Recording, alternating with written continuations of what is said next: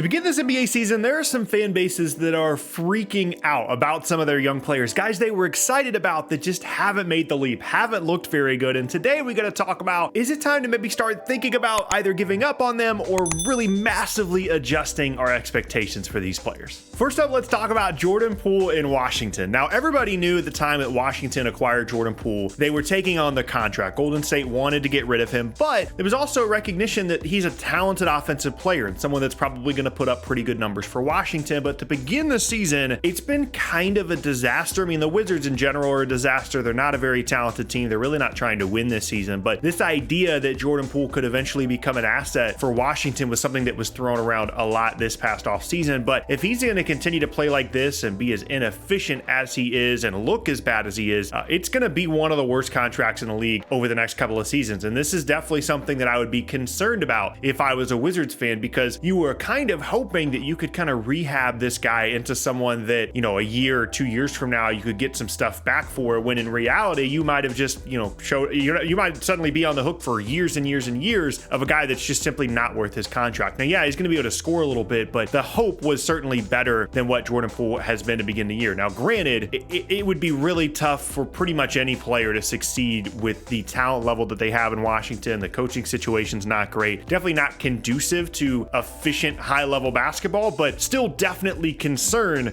for Jordan Poole to begin the season. Next up, let's talk about DeAndre Ayton. This is a weird one. I did not expect this, and Portland in general has actually been way worse offensively than I expected them to be, whether it be DeAndre Ayton, whether it be Scoot. And right now, I kind of thought that Ayton was going to show up and do all of the like role player stuff that Phoenix was going to ask him to do. He's going to guard, be a good role man, but then we'd see a spike in his offensive numbers because they were going to need more offensively from him than what Phoenix would have needed. And it's just been a really weird fit. He's rebounding the ball well. He's doing a lot of the little stuff pretty well, but he hasn't really found his role offensively. And I think that speaks to Portland as a team, where they've got kind of a lot of mouths to feed, especially as younger guys that kind of want to get their own and they want to get that big next contract. They want to get their numbers. And DeAndre Ayton is having a hard time kind of finding his place amongst that, whether it be, Anthony Simon, Scoot Henderson, Shaedon Sharpe, a couple of the other guys. It's just been a little bit of a weird fit for him. And it's clear that Portland wanted him as a part of the Damian Lillard trade. They wanted to dump Jusuf Nurkic, and they felt like DeAndre Ayton could be a cornerstone piece for them moving forward at the 5 spot, and someone that really rounds out the roster with other guys there like they have on the perimeter, as I mentioned earlier, Scoot, Shaedon Sharpe, Anthony Simons, guys like that. And I think it's safe to say that he's been a disappointment to begin the season. Now, certainly there's enough of a track record there of DeAndre Ayton being like a 17-10 kind of guy that you don't want to completely freak out, but there is concern given how big the contract is, and given that this is, kind of the worst situation he's been on in his career outside of, not having a star like he had the entirety of the time that he was in Phoenix alongside Devin Booker and some other guys. I would be a little bit worried. You were expecting it to be better than this, and kind of similar to the Jordan Poole thing where you just thought the stats would be better and that would make you feel good about it, even if the team as a whole isn't very good. And really in general, I think there's just some really strange vibes in Portland right now, especially offensively. Next up, though, is the guy that honestly kind of was the inspiration for the list, and it's Jaden Ivy in Detroit, who hasn't even really been starting. Someone that, at the time of the draft last year, everybody was freaking out, thought he should have gone 4th overall, thought that Keegan Murray getting drafted ahead of him was weird. Everybody liked the upside and how fluid he was, how athletic he was, some of the offensive skill. And with Cade returning, the assumption was going to be that was the backcourt of the future. And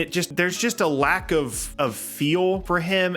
It feels like a guy that knows that he's a former top 5 pick and kind of wants to run the show and do everything himself and isn't really thinking that much about his teammates are on the floor. It was weird in summer league as well. There's just a lot of strange stuff happening here with Jaden Ivy that makes you really, really concerned about his lack of feel for the game and lack of getting his teammates involved. And for the coaching staff to this quickly, obviously it's a new coaching staff from who drafted him last year, but to this quickly unprioritize him within the flow of the offense and in terms of minutes being played is a real concern. Now, it's a distinct possibility that Monty Williams is just really trying to, establish good habits, and there's some defensive stuff that he's not doing well, and he wants, Jaden Ivey to figure out on his own what Monty Williams wants from him. It's a new coaching staff. I think that certainly is fair. Jaden Ivey's still incredibly young. He was drafted in top 5 last year for a reason, but generally speaking, second-year guys are supposed to take a leap statistically because they're supposed to have a little bit more of a leash in their second year, and Jaden Ivey's gone in the opposite direction, and the eye test stuff is actually kind of concerning for me personally. I don't know if he already needs a new situation. That would be pretty shocking just in his second year, but obviously everything for Detroit is very Cade centric, and outside of that, I would be concerned in terms of what the rest of the group looks like outside of, maybe Asar Thompson, whatever you feel about some of the bigs.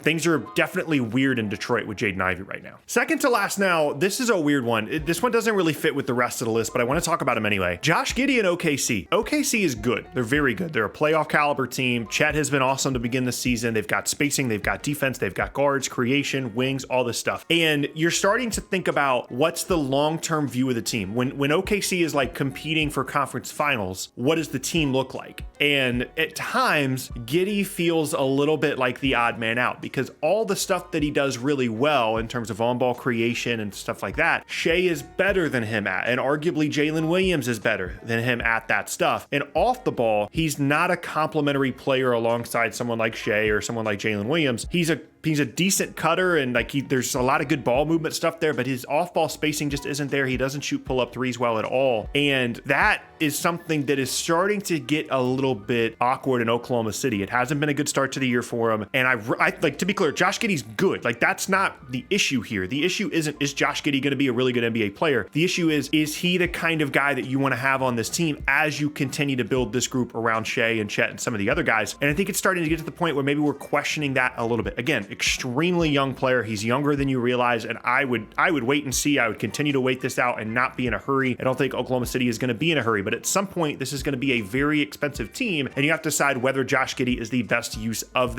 those funds financially, that value around this group that you have, or if it makes sense to have someone else, come in here in his spot. I'm still definitely in wait and see mode on this. I still want to see how he continues to grow and develop. It could just be a weird start to the year. He could always become a better shooter, but having someone else in that spot, especially to close games, could start to get pretty weird in Oklahoma City pretty quickly. And last up now is another one that, again, it doesn't really fit the rest of the list, but I want to talk about, and it's Evan Mobley in Cleveland. And I don't know what I want from Evan Mobley.